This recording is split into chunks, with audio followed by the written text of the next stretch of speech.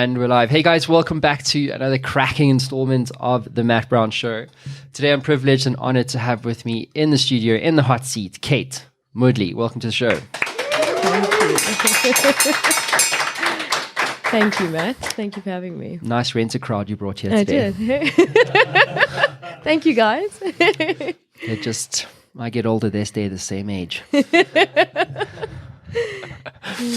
So Kate, why don't you fill us in on like the backstory? Like, who is Kate Moodley? Where shall we kick off this particular story? So I think there's the academic version. I grew up in a town called Klerksdorp, which is in the Northwest Province. I lived there till I was 18. Went on to study at University of Natal, well now known as KZN, and then completed a degree in law. Interestingly enough, when I served my articles, I absolutely hated what I was doing. I kind of typically had that Sunday feeling of when I get up, I've got to go to work the next day and I really don't want to do this. Quite a challenging space to be in because you've studied a degree for 5 years. You would expect to sort of navigate yourself into that space and build a career. Then I always say I ended up in insurance by default. I joined Momentum. I mean, firstly Old Mutual and then Momentum. And that kind of where I think my career trajectory in terms of it. And then about 9 years ago, I was approached by Discovery to sort of take over an existing business at that point. And I've been with them ever since. And I love the concept of sort of running my own company under the flagship of such a great brand. And that's me in a nutshell from a career perspective. I'm extremely passionate about two concepts specifically around personal branding. I actually wrote a book on it a couple of years back, and the concept of authentic leadership, which is what I'm focusing on today. So walk us through, I mean, obviously the book. So the first one, we'll get into the other ones in a sec. But so talk to us about personal branding. Why did you decide to write that? I think the trigger point for me was when I actually made that shift from sort of being in a corporate space and then becoming an entrepreneur under a different brand. What I realized at that point is actually irrelevant what product you're selling. It became about your personal brand and whether people trusted you and whether they believed you could actually deliver. And that kind of led to the conversation about how important it is, irrespective whether you're running your own business or you're in a corporate space, to sort of develop your own personal brand and kind of decide what it stands for. And it's not just about, your characteristics. It actually goes beyond that. How do you navigate yourself in business and how do you navigate yourself in an organization to be successful? And that kind of led to the thinking of understanding what is your narrative in that space and how do you change the narrative? It's really a question about what are people saying about you when you're not present. It's not about you standing up in the morning and saying, I'm fabulous, which we all can do so, but your opinion carries you to a certain extent. But your trajectory in business and in an organization, a corporate setup, is typically very dependent on other individuals, and people want to engage with you based on what your capabilities are and what you can deliver. So I do think, and I'm a firm believer, that your brand or personal brand is exceptionally powerful in terms of where you end up from a success level. Yeah, I agree. Mav says that he's fabulous every day when he wakes up in the morning. So what do you say to people that say personal branding is bullshit? So Christopher Lockhead, funny enough, was on the show, when was it? Last week. And basically he said it's bullshit. In what context though? Can you remember what he said, guys? He basically, I think he was saying that I think he was talking about it in the context of like owning a market or a category. Like your personal brand has got nothing to do with it. Do you know what I mean? Like I built a massive personal brand, so I actually disagree with him, and I'm more in your kind of camp.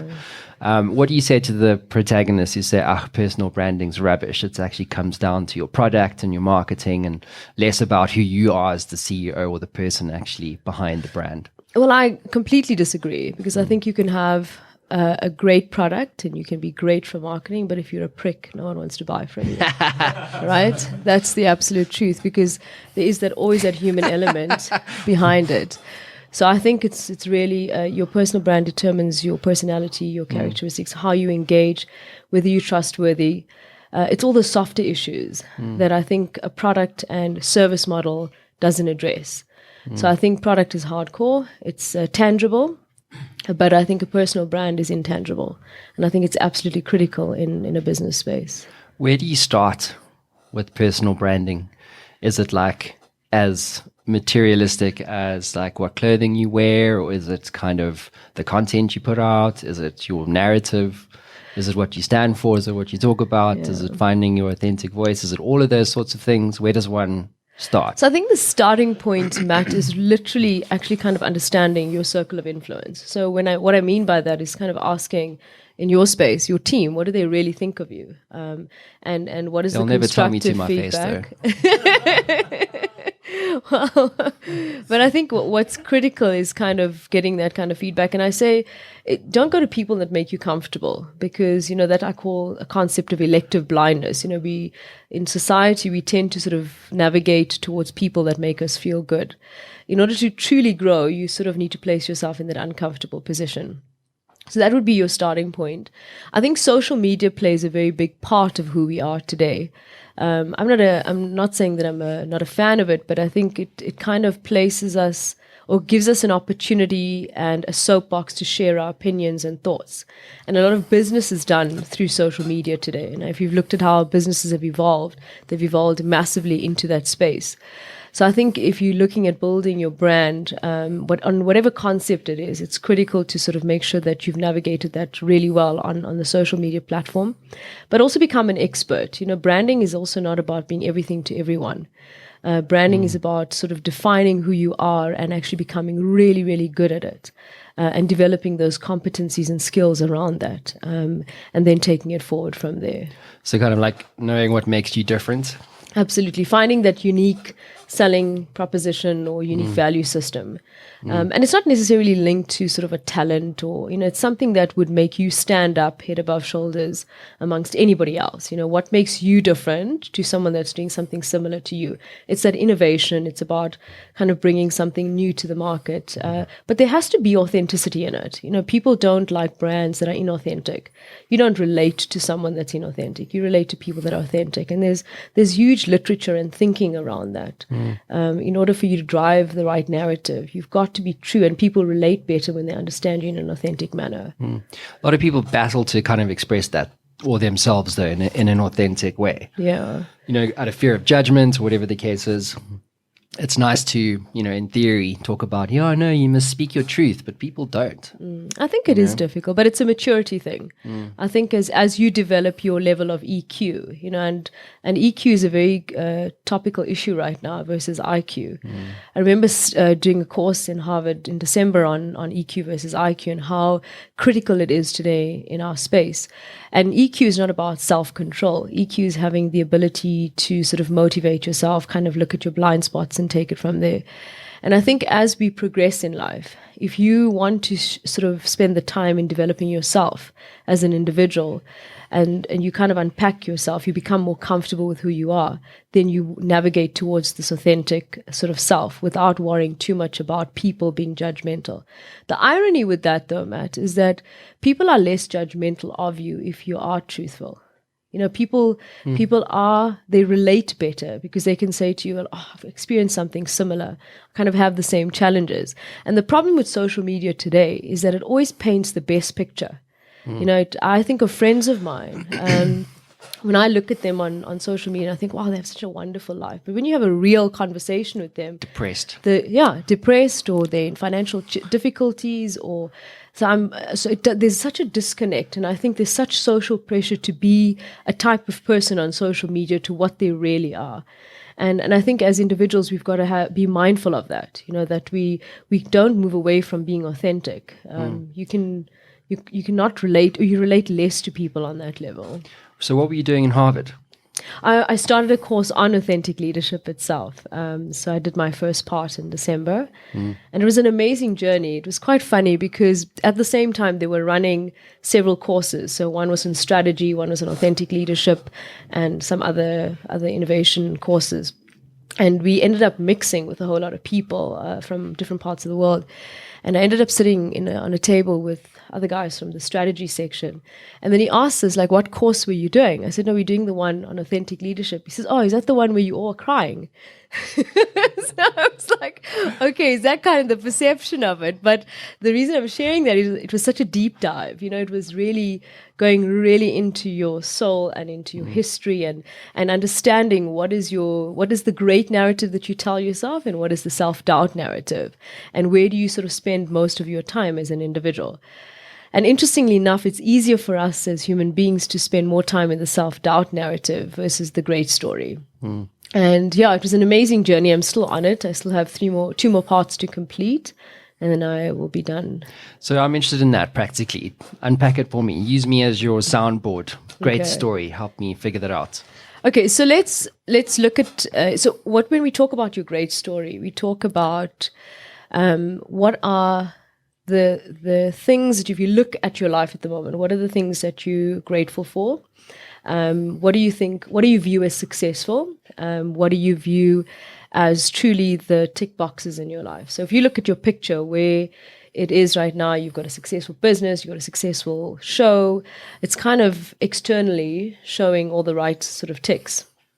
Whereas if you take it to the self-doubt narrative, it really is digging deep to sort of understand what are your crucibles as an individual? What are the pains that you've been through? What are the pains that you're still going through that makes you who you are? So, for example, if one of the self-doubt narratives is I've set up a couple of businesses and they've not been successful, your focus would be on the unsuccess of those businesses versus what you're doing now. And the question really to you is, or to all of us, is where do we spend most of our time in? And I always think of examples of things that sort of take me into a self-doubt space. I always think of the loss of my sister as an example. It always puts me into that space because I always think that I could have done more and I could have spent more time with her as an individual. And that's kind of what takes the wind out of my sails as an example. Or am I really being the best mom or wife at the moment? And there's things that you question yourself and on a leadership level on a daily basis. So I think that's kind of where you navigate through it. And I think it's important to do both. Absolutely. Yeah. You know what I mean? Like you can't, it's like, what's that saying? Light can't exist without the dark. Absolutely. So you need to have both in order to get that perspective, right? Yeah. Otherwise, it's like, take, for instance, your sister. Like, how old was she when she passed? 46. Really? What did she pass from? Cancer. Cancer. Yeah, that sucks, man. So I'm sorry for your loss. Thank you. Yeah. Thank you. But, when you think about her, it's, you know what I mean? Like, it motivates you. It gets you clearer on what your true fucking north is. Absolutely. You know what I mean? Yeah. And then now you immediately, the way that you look at your kids, the way that you look at your husband, all of that changes. Yeah. And you have such an appreciation for life exactly. completely. Like you just look at your life, your health, your family in a different light, completely different light. Yeah. But it's critical because those kind of crucibles that we go through, as I mentioned earlier on to you, is that kind of narrates. It kind of gives us our narrative. It kind of gives us our direction as to where we're going and who we're becoming.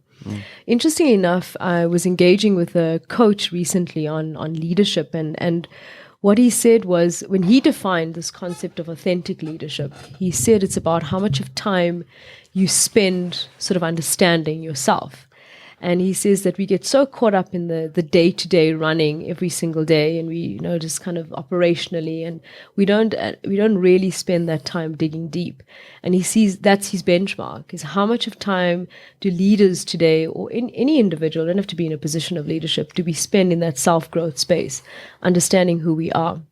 And then he asked me a question of, why do I want to embark on this coaching journey? And I said, the main reason is that I want to make sure that I have the best influence over my kid, because a lot of it in terms of our upbringing is about our surroundings and what we taught.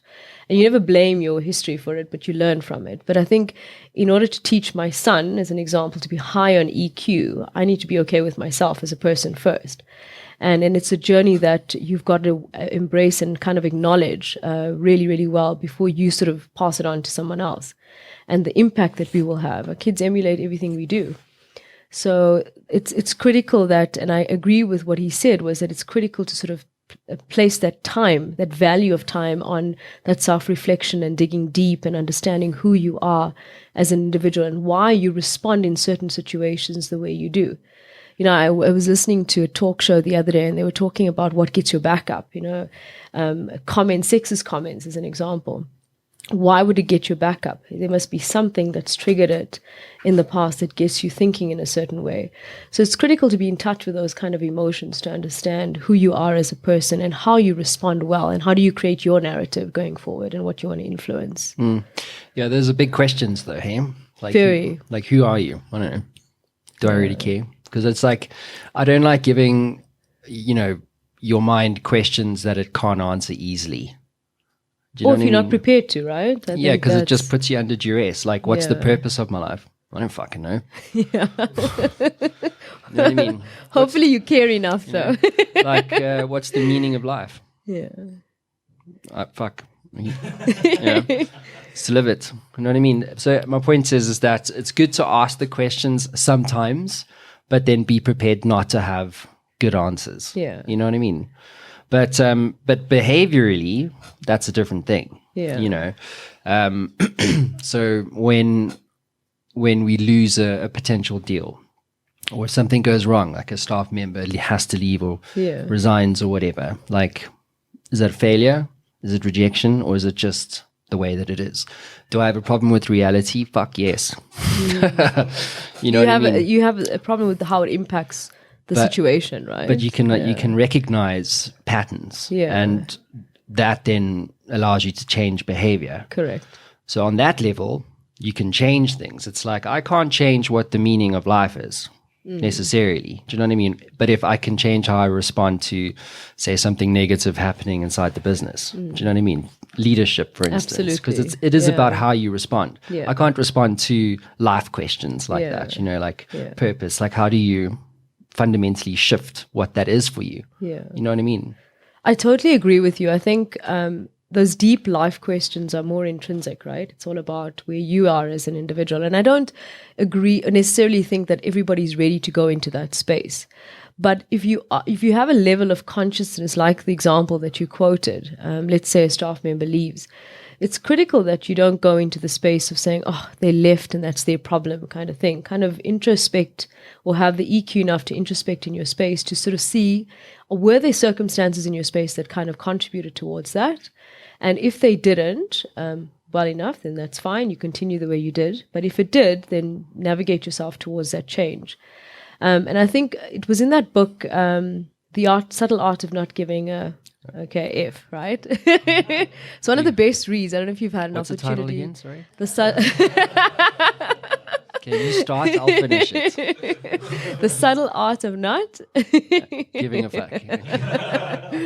So I loved the thinking in that book, because it was really about taking ownership and accountability for things that happen. And the one example that the author quoted was in a relationship where this particular individual cheated on him, right?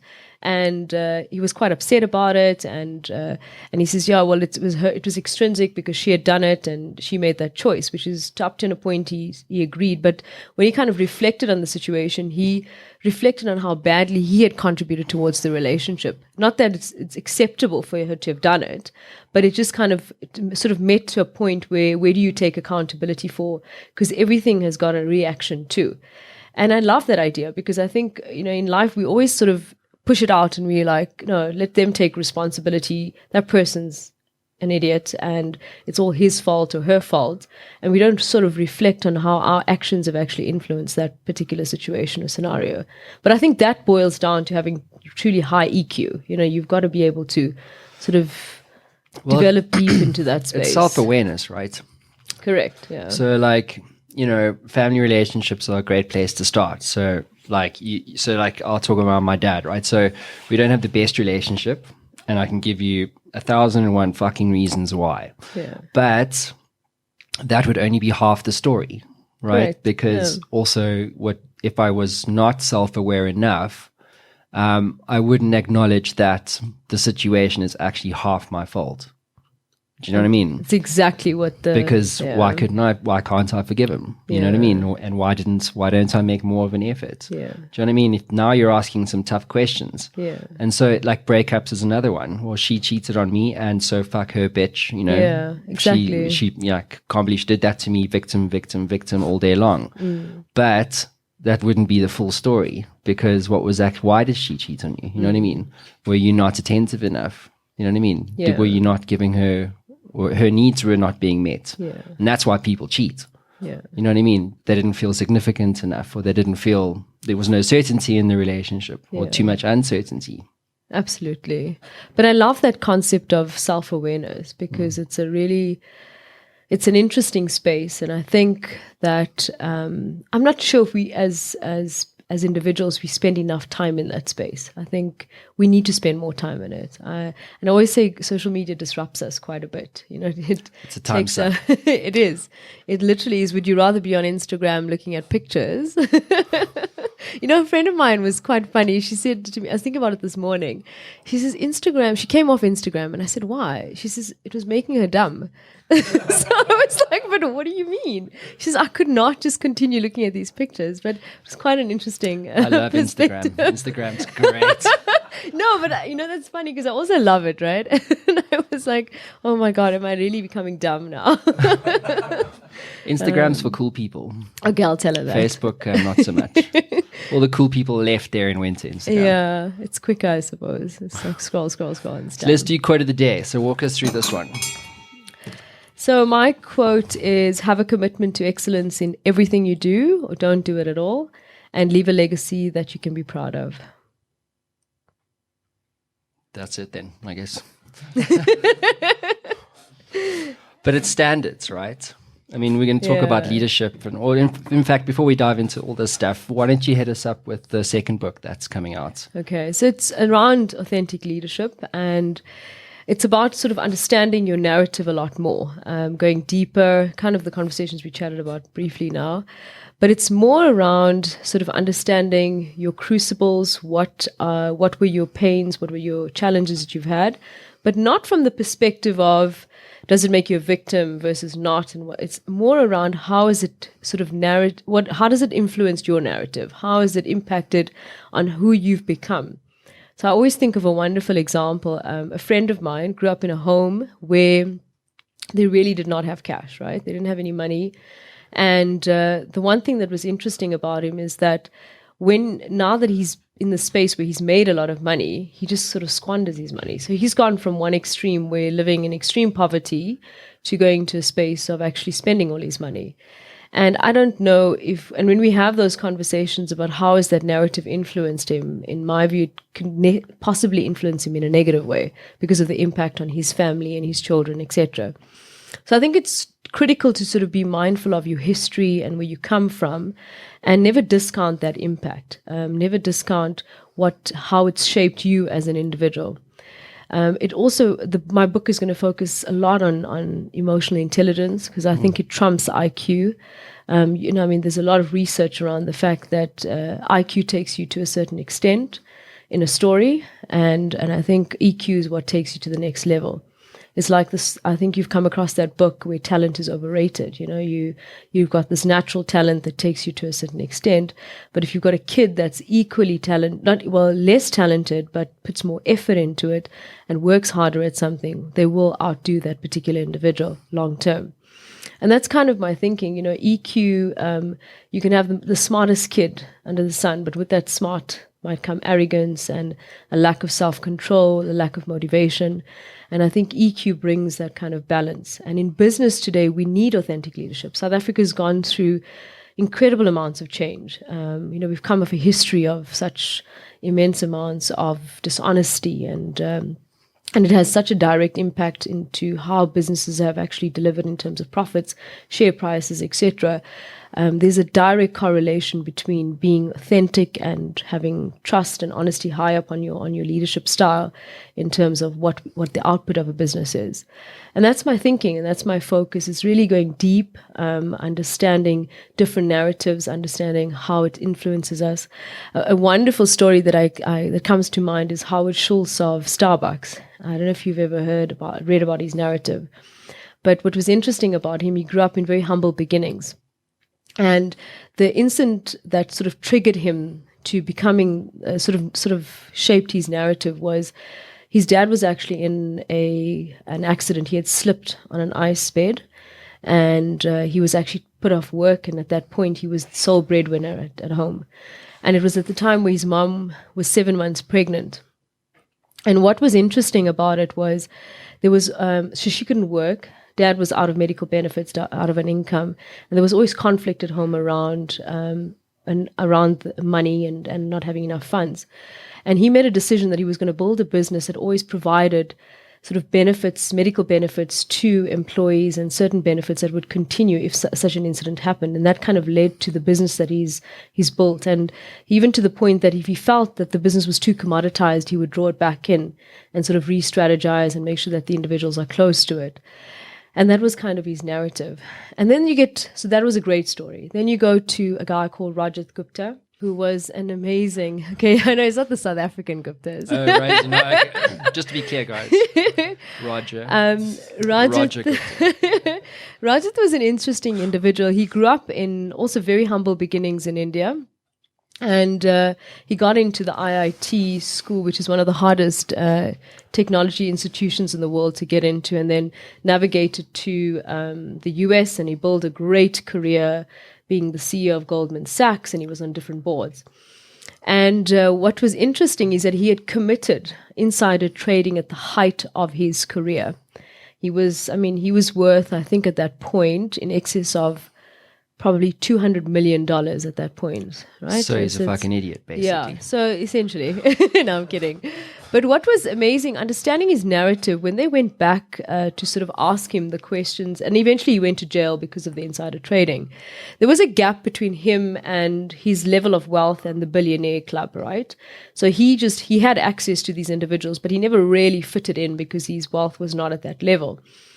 And this kind of insider trading deal was the one that would sort of be the tipping point for him to sort of be in that billionaire club. But in some of the interviews when they had conducted it, it was a story about how he still felt inadequate. And in the sense of like he came from such humble beginnings, and even though he was constantly in the search of success, for him it was material success. It was tangible success. It wasn't about purpose-driven, this whole authentic conversation. It was really about what he could tangibly feel. He always felt inadequate, and that was the reason for his decision and the reason why he had committed insider trading. And that's kind of my thinking, is to go into that space of understanding, why do we make certain choices in life? Is it extrinsic versus intrinsic? And understanding, do we make those choices based on the wrong value system? How do we guide that value system? But by understanding your narrative, you will probably make the right choices. But you've got to spend that time in that space, understanding it. It's an interesting subject to tackle. It's also almost impossible to answer. I don't know. Do you think, how are you going to approach something like that? Because if you think about the fact that, there's 7 billion people on the planet and everyone's completely different, are you going to be putting forward decision-making models and stuff like that? Or what are some of the... I think I'm going to do a storytelling. I think it's more real. Just relating to people is easier. So I think if I think of the South African examples, there's many great examples of people that have got authentic brands, that have got authentic leadership styles, and then there's guys that don't. And I want to tell both stories. I want people to be exposed to both, because you can't always give picture perfect, right? There's something that might help someone that's relating to an inauthentic person that might have committed fraud, as an example, but they're not there yet, and that might be a stopping point. It might make them realize. It's really just the ability, if you read the book and the context is to kind of start asking the questions about yourself. I'm not going to solve everybody's problems, but it's literally just taking a step back. It'd be nice if you did, though. I would like to. You'd be a billionaire. 7 billion. But I think it's just to get people to think, and to think in both contexts. We can't present things perfectly always. It doesn't exist. So Tony Robbins has got going back to that idiot chap, the Gupta guy. So basically, he didn't feel accepted. So therefore, his need of needing to feel significant wasn't being met, and so that's why he did what he did. It's funny. There's 6 needs. So he describes it as, there's 4 needs of the personality and 2 needs of the soul. So there's uncertainty. So you have to have some form of uncertainty. Certainty, because it's the counterbalance to that. So you need to be certain that, this is going to happen when I do this thing. When I have this bottle of wine, I'm going to get drunk. But a mix, along with that is the uncertainty, the risk, or what happens, if I have one too many. You know what I'm saying? And then there's significance, love. And then the spiritual needs are growth, and then there's something else, connection. Okay. So he basically says that these are the 6 needs. So when he does consulting and stuff like that, that's pretty much what people need. It's always expressed differently. You know what I mean? Like when in a relationship, when, Kate's pissed off with Matt, and it's usually because there's a need that's not being met. Yeah. Also, like growth is an important one as well. If you're talking about excellence, you can never be an authentic leader if you're not growing people. Absolutely. And yourself. Yeah. And I think also it's critical not to be an imposter, right? I don't know if you've kind of explored that conversation. I have imposter syndrome massively. I think all of us do to some extent. I think we do have that kind of imposter syndrome. But I think with Tony Robbins' concept, if you kind of look at those 6 needs, you'd probably navigate closer from not being an imposter. But I think the idea is really about, when I talk about excellence, it's really about being the best at what you're doing. I don't care what you're doing. I think if you're sweeping the street, do it well. If you're the CEO of a business, do it well. I just feel like as an individual, you should never wait for an opportunity to sort of display your best work. Because I think if you display your best work and you put your head down and you do what you need to do, the right opportunities come through. I'm a firm believer of that. There's that story about NASA at the time, like 1960s, when they were trying to put a man on the moon. And there was a janitor there cleaning the floor. And I don't know who it was. It was some like important person. And he said, "Oh, so what are you doing here?" He's like, "Well, I'm putting a man on the moon." Exactly. You know what I mean? If you think about it, in order for society to work, if everyone just sort of looked at their role as incredibly important, we'd function a lot better. Be it the person who navigates the traffic, be it the person who switches our lights on. I mean, if everyone had that kind of mindset, I've got to do what I'm doing because it contributes to the greater good of this country or society in general, I think we'd be a lot better. We should never discount our role as to what we are doing. So if Cyril Ramaphosa, our president, was chilling over there in the back and had nothing else to do, and you were to impart your kind of words of wisdom around authentic leadership, or maybe, give him a piece of advice around how to become a better leader or whatever it might be, what would that advice be? So I think I must put up a disclaimer because I absolutely love Cyril. Yeah. I'm an absolute fan. My advice would be to him is just to make sure that as he progresses in this role, that he sort of takes himself back to his starting point of why he's actually wanted to be president. I mean, there's no reason, apart from being voted in and all of that, there must have been a purpose. There's a reason why he's there. And I'm a firm believer that he's chosen this journey for greater than himself, because for me, in my view, it's not about money, because he's an extremely wealthy man.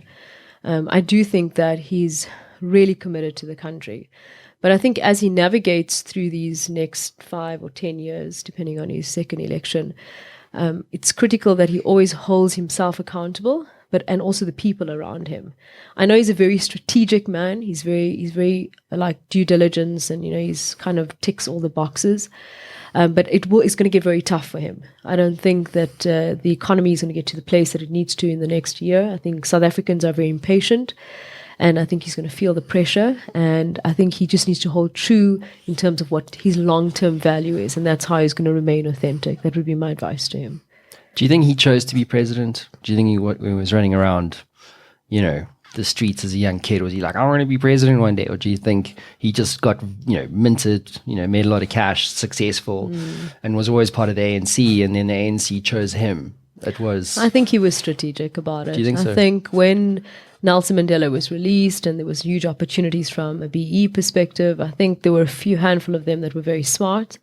They had a choice at that point, right? So they went either private or public, and I think they went the private sector, so they sort of navigated the legislation and made lots of money.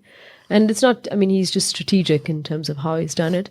I think maybe secretly he's always probably wanted to sort of lead the country, but it wouldn't have been at the beginning stages of the Nelson Mandela regime. I think he needed to sort of navigate his money first, and then I think once he's sort of ticked that box, he's transitioned into that.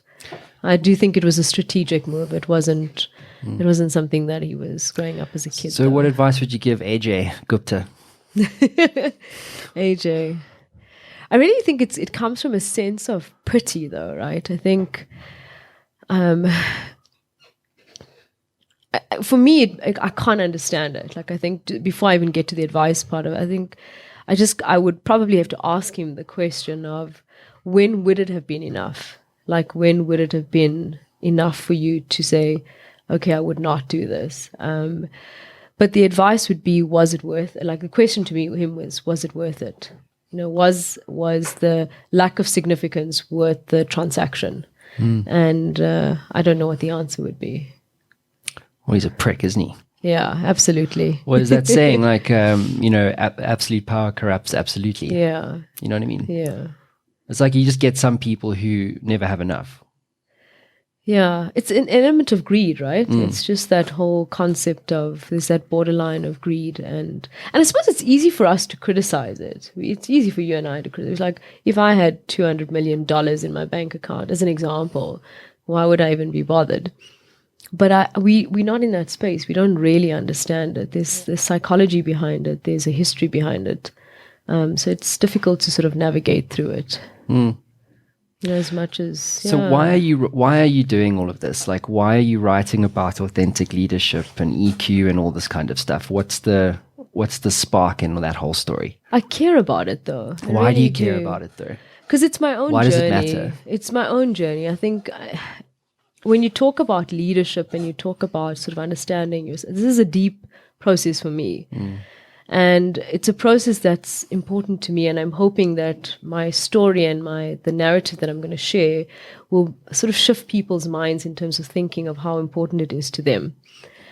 I think the concept, when I wrote my personal branding book, I think it was literally just kind of telling, this is the advice and this is what I think works. But I think the space that I'm in right now is about navigating my own life and going through this own journey, and I want to share that journey with other people.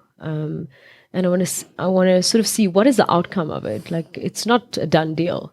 I can't tell you that I've got it down to a T, because I don't. I wouldn't be searching for a coach if I had it down to a T, or I wouldn't be sort of going through this journey. And it's not a sprint. It's a marathon. I want people to sort of start unlocking that conversation with themselves, because it has a powerful impact on the people around us. Our families, our children, our employees. It just kind of makes us think differently. But more importantly, I think in some way, these minor steps will impact the greater good of the country in some way. And I don't have to influence 1 million people, or I don't have to influence 5 million people, but if I can start off small, I think the impact will be greater at some point. So we're speaking a lot about EQ and IQ and leadership and, authenticity and all this kind of stuff outside of Nelson Mandela. So everyone will point to him. But outside of him, who do you think embodies these qualities today? Trump. There's no Trump. doubt. Oh, fuck. I'm so glad you said that. Seriously, guys, Trump is like top of my list. I love that guy. But I'm joking about it, but I actually do think he does have a huge level of authenticity. Like, he's a nut job, right? But probably going to get into trouble.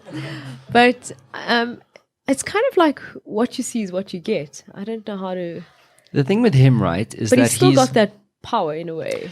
But he's polarizing, and that's weirdly, to your point, it's like when you what you said in the beginning was like when you find your authentic voice, which is clearly I know it's weird and what have you, but like the fact that he's found that, you know, but he's so fucking judged for it, but he's also loved for it. Yeah. You know what I mean? And like I was we had friends around the house like 2 weeks ago for breakfast, and the subject came up. And it's just weird. You would think based on the media narrative that he's just hated, right? Outside of his small, deep South, you know, sort of fan club. And the nationalists and so forth. But it's not. Like people are saying that, you know, this guy's, he's actually doing things that other more kind of liberal politicians don't do. Yeah. You know, like let's go see Kim Jong-un, you know what I'm saying? And let's go and put trade taxes on the Chinese, you know? He's bold, right? He's exceptionally bold. But that's leadership. Yeah. And I think that's what I like about him. But is it bad or is it good leadership? It depends, right? So I think, from an economic point of view, I think we're going to see what comes, because we don't know what this whole China-US trade war thing is going to happen. Well, I mean, the outcome of it is. I think there's two parts to it. There's the economic view, which I think there's going to be a negative impact, if you ask me. I think they're going to hit a recession. There's going to be those kind of issues that are going to come through, because I think he's come off the Obama back, and a lot of the historic stuff's kind of carried through. Are you saying about the stimulus packages that Obama implemented, that he's inherited? But also just the over economic overview on the economic side. I think. Just on that, do you think because you know he's always on Twitter, so I love following him, because I want to wake up every morning and know whether World War III started. So he has so much power, that man. It's scary. but do you think he inherited the economic growth that Obama implemented? Definitely. You think so? Yeah. And I think and it's interesting, because when I was in the US, I kind of asked a few people about it, and one of the individuals was actually an economist for McKinsey at that point. And he was saying that, you know, he was kind of unpacking it. He's got the detail around it. And he says, you will see in the next year or two, there'll be a huge downturn as a result of that. But in saying that, I think there's certain characteristics that I like about him. I don't love every element of him. I think there's elements of him, his sexist ways. I don't appreciate those of comments. But I do like his boldness. I love his ability to tell it as it is. I mean, there's theories on him that he's kind of he's a little bit, has got a loss of memory. So he speaks about something and he completely forgets about it. I mean, there's like conspiracy theories around that. I'll be interested to kind of explore that at some point. But so just to go back to because he would be a poster child for your book. He would, hey? You know Absolutely. I mean? Like you can't literally I can't leave him out of it. When's this coming out? This year? Well, not this year. In the next 4 years, okay. Because that's kind of like basically it's going to see how it works. Because like you would if you're going to talk leadership, you have to talk about Trump. No, absolutely. Like the two go together. Absolutely. I think what was interesting in the US, when I asked a few people, I said, you know, he's so hated. Like I remember being in New York and these guys were like rioting outside the Trump building about 2 years ago. And I asked one of the individuals that was running a business in Boston, and I said, why was it that the US, why did these individuals vote for him? I don't quite understand it. And he made an interesting comment. He said it was because a lot of people still had their internal biases about the fact that they didn't want a female president at that point, because, you know, Hillary was in the running, etc. And that was the reason why he was the better candidate. So a lot of Americans were still not truly comfortable with sort of transitioning to a female president. And also with a history of being so dishonest, I think that contributed massively to it. But it was more around a male versus female president. And that's why people opted for him. So they didn't necessarily believe in his charismatic values or his boldness, etc. This kind of like looking at the worst of the two and which is the best of the worst in the picture. He just ran a better campaign. Yeah, I definitely think so. Yes, definitely. I think if you swapped Hillary out with a man, that man would lose. You think so? Yeah, I think so. I think absolutely. But I think if you had to... I think America's like super fucking liberal, eh? Yeah. Like it's only in certain parts, like, okay, like with this whole abortion thing in like Alabama. I mean, you know, fuck, really? It's insane, really, guys? Eh? What's wrong with you? Today's world. Do you know what I mean? But again, that's reactionary. Yeah. Do you know what I'm saying? And it's systemic. And I think the reason why Trump, my personal view, is just simply because the two-party system's fucked. And so when they were like, well, hey, it's like they're two bad apples, so I'm just going to go with Trump because, hey, his story was a better one. Billionaire, go make America great again. And then she had too much baggage. Way too much. Plus, like with Bill Clinton, by the way, cheating on her and stuff like that. It was interesting. You know what I mean? They were part of our conference at Discovery recently, and she was far stronger in terms of how she articulated herself. Yeah, she was much stronger. Do you know who's much stronger is Monica Lewinsky? I'm sure. Do you know, this is a fun fact, this is a true story. It was on John Oliver, that Monica Lewinsky's name is in over 3,000 rap songs. Cheapers. Talk about a personal brand, eh? But like, but you must, you talk about authenticity and being judged and all this stuff. So then she, has a little bit of dabble with the old Bill there, underneath the president's desk. And then she gets crucified for it. Yeah. Like out of any human being, like, and like, you must understand the American media, what they will do to you if they get a bone to chew on. And they did, and they fucking chewed on that thing so badly that her name is referenced in over 3,000 rap songs. It's but remember, insane. The Americans are also very family oriented, very culture driven. That's kind of their value system, right? So it was a natural reaction. It was take,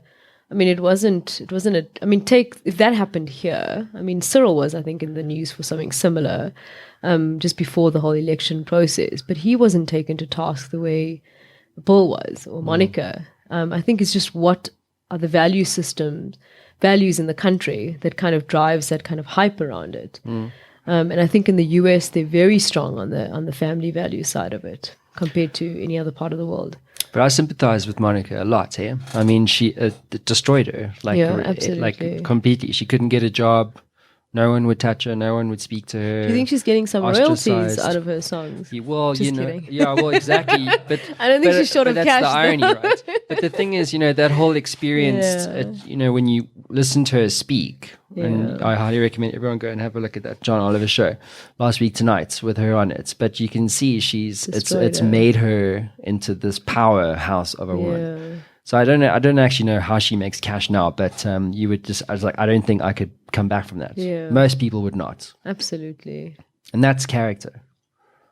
And brand damage, right? And brand damage. I suppose it's like Oscar. Would he ever recover? Thrown in there.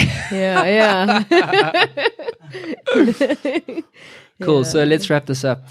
Kate, so last question for you. Why do you do what you do? What gets you out of bed in the morning?